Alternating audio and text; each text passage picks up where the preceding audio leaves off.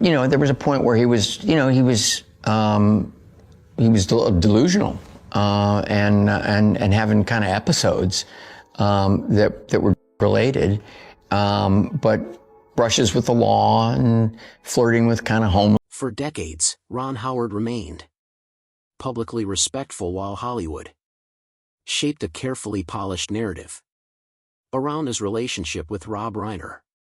He spoke kindly in interviews and avoided controversy, giving the impression of mutual admiration and trust. But behind that calm image, unresolved tensions quietly existed. Now Ron Howard has finally revealed what truly happened between them, exposing private moments and uncomfortable truths that completely change how their long-standing connection is understood. The mask finally slips. Ron Howard has been called the nicest guy in Hollywood for over 5 decades.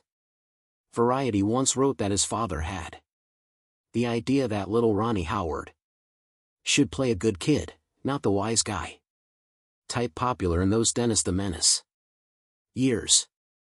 He has been known as nice ever since. The Orlando Sentinel called him Hollywood's Boy Scout. They said few faces carry a clearer message than Ron Howard's. He is mom and apple pie, Thanksgiving, and the 4th of July. He is an American icon. But here is what nobody tells you about being an American icon. You cannot crack. You cannot break. You cannot show the world that behind that perfect smile is a man who has spent his entire life terrified of falling apart. For years, Ron kept it all inside. The pressure of being America's favorite kid. The stress of transitioning from actor to director, when everyone told him it was impossible. The guilt of watching his own brother spiral into addiction while his career soared. He buried it all behind that famous grin. Then on December 14, 2025, Rob Reiner died at age 78. And something in Ron Howard finally shifted. Within hours of the news breaking, Ron posted a tribute that revealed more about their relationship than decades of interviews ever had. He wrote that their careers and lives intersected often over the decades, from Rob writing the pilot script for Happy Days and then as they each shifted from acting careers into directing and producing. He called Rob a superlative filmmaker, a supportive colleague, and at all times a dedicated citizen. But it was what Ron said next that stunned everyone. He talked about connection, about understanding, about two men who had walked parallel paths through the most brutal industry on earth and somehow recognized something in each other that nobody else could see. The tragedy deepened when charges were filed against Nick Reiner, accused of killing his parents, Rob Reiner, and photographer-producer Michelle Singer Reiner. The entertainment world went silent, but Ron started speaking.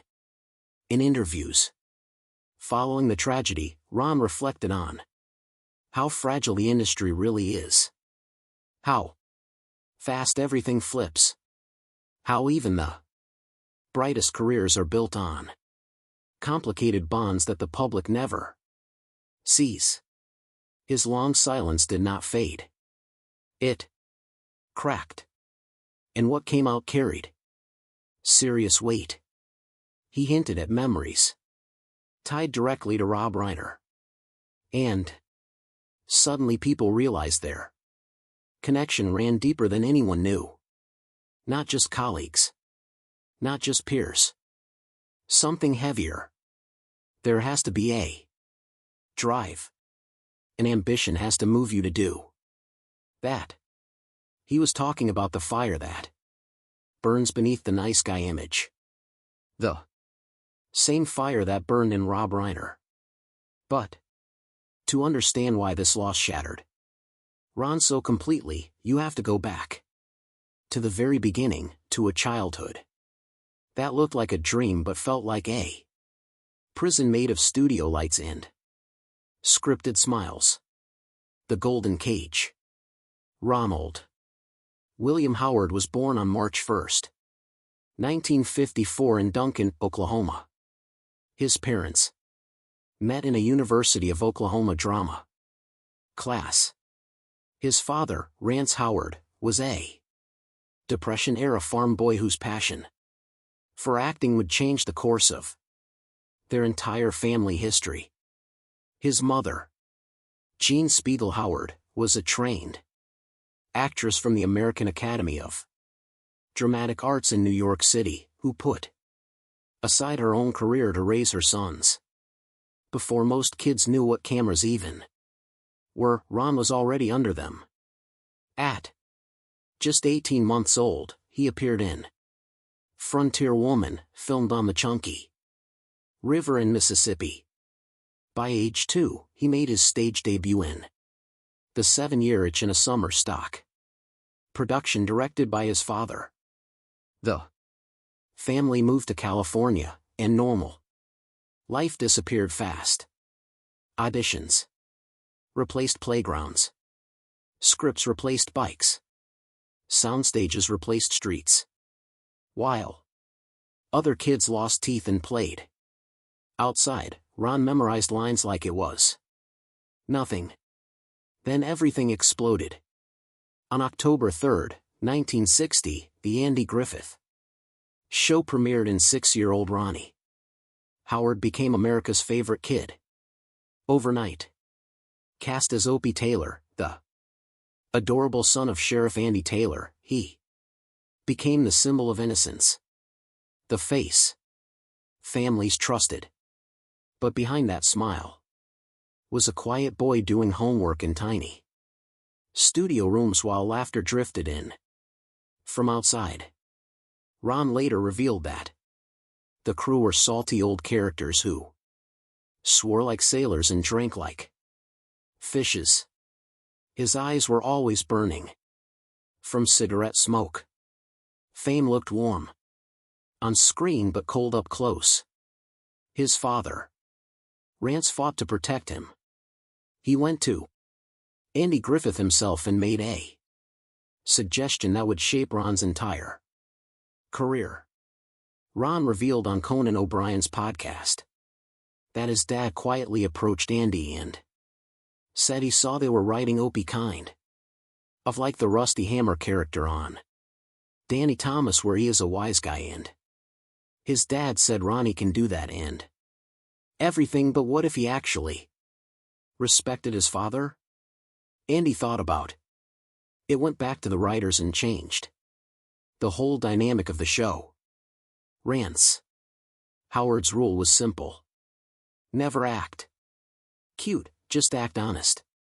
That lesson stuck forever, but it did not erase the cost. At the same time, another kid was rising in the same Hollywood machine. Rob Reiner, born March 6, 1947 in the Bronx, was the son of comedy legend Carl Reiner. His family moved to Los Angeles in 1959, and Rob grew up surrounded by the biggest names in entertainment. Same pressure. Same eyes watching, same quiet wait. That never really leaves. One moment from The Music Man in 1962 says it all about the pressure Ron faced. 8-year-old Ron froze during a dance scene. Shirley Jones, his co-star, later confirmed what happened in an interview. She said he was so nervous about being able to dance in Gary, Indiana. He kept saying, "I cannot do it. Shirley, I cannot do it." And she told him, "Yes, you can do it." His mother was never on set. Only his father, Rance, and Rance would sit with him for a few minutes and just talk to him quietly and nicely. Shirley described it as so loving and nice. Ron later admitted he is basically tone deaf and has 2 left feet. It took extensive coaching just to get a usable recording from the young boy. Years later, Ron would describe his childhood as a golden cage. Safe, but painfully isolating. He told the Fort Worth Star-Telegram that he always tries to discourage parents from putting their children in this business. He said he is one of the few child actors who got through it without a lot of anger and resentment. Most child actors are not taught how to act. They are taught how to perform. They are like trained animals. That is why Ron's empathy for Rob Reiner cuts so deep now. Both grew up in the spotlight. Both had guiding fathers. Both learned early that behind every perfect scene is a child struggling to breathe. And neither of them ever forgot it. Trapped in time, those quiet anxieties never left Ron Howard. His secret armor in a business packed with egos and non-stop expectations. While others like Rob Reiner grabbed attention by being loud and bold, Ron played it cool. Watching, learning, studying the room. Then in 1974, everything shifted fast. Here is something most people do not know. Rob Reiner co-wrote the pilot episode of Happy Days. The episode called All the Way that aired on January 15, 1974 was written by Rob Reiner along with Phil Mishkin and Gary Marshall. The man who would become Ron's mirror in so many ways helped launch the very show that would define Ron's young adult life. But Ron did not take the role of Richie Cunningham for the reasons everyone thinks. In a 1984 Washington Post interview, he revealed the dark truth. The Vietnam War was still going on and he had a lousy draft number. He read that if your job could be directly related to the employment of 30 or more people, that would be a deferment. He thought if this series goes, he could get that deferment. Ron told Virgin Radio that he did not want to go to Vietnam, nor did he want to flee the country. He was really unsure what to do. But it is odd to think that fear and terror actually launched him in the direction of a show that would ultimately change his life. The draft ended just months after the show began. But Ron was locked in. As Richie Cunningham, he became the perfect boy. Next door. Polite. Loyal. Safe, fans loved it. But behind the scenes, the walls started closing in. Then came Fonza. In their 2021 memoir, The Boys, Ron revealed what really happened. He wrote that the biggest stressor of all was Fonzie. Not Henry Winkler, but Fonza, the character. It did not escape his notice that as the season went on, the F was getting more and more screen time. He did not handle his stress well. He probably would have benefited from seeing a psychotherapist. Instead, he kept everything inside. Then he started breaking out in eczema. Rashes all over his body, most acutely on his eyelids, and his hair started thinning. It started coming out in alarming clumps during this time. America's wholesome boy next door was losing his hair from stress at 23 years old, and nobody knew. Then ABC wanted to rename the show Fonz's Happy Days. Ron's response shocked everyone. In a 2025 Vulture interview, he admitted he never ever challenged what they were doing creatively. It made perfect sense that you would build the Fonzie character and maximize that. But the optics of now being in a show called Fonz Happy Days, his ego would not allow for that.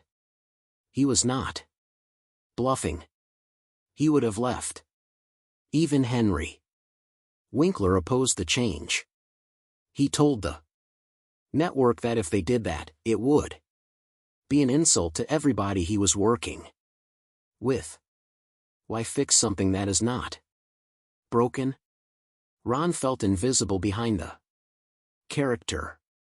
He told the Mansfield News Journal in 1980 that ABC's unwillingness to really let him get into the production area as deeply as he wanted meant they saw him pretty much as Richie, nothing more.